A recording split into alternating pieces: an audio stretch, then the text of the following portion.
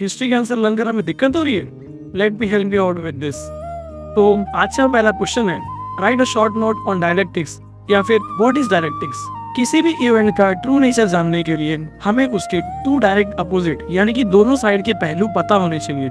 For example, किसी भी event का ट्रू और फॉल्स, गुड और बैड क्या है हमें पता होना चाहिए। ये मैटर जो बेस्ड है अपोजिट की स्टडीज पे, उसे हम डायलेक्टिक्स कहते हैं। शुरुआत में जो थ्योरी दी गई उसे थीसिस कहा गया और उसके जस्ट अपोजिट जो थ्योरी थी उसे एंटीथेसिस कहा गया।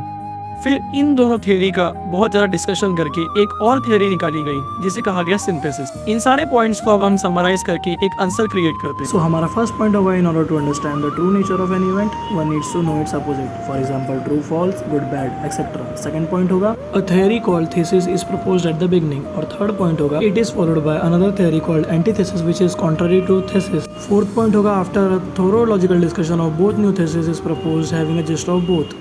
This process of arriving at new thesis is called synthesis. This method of analysis of history based on opposite is called dialectics. ये थ्योरी किसने दी थी आपको कमेंट सेक्शन में बताना है। So what are you waiting for? अभी इस answer को लिख कर देखिए। आई होप आपको ये आंसर लर्न हो गया होगा। अगर आपको ये आंसर लर्न हो गया है तो वीडियो को लाइक कीजिए, चैनल को सब्सक्राइब कीजिए और इंस्टाग्राम पर देख रहे हैं तो फॉलो करना ना भूलें।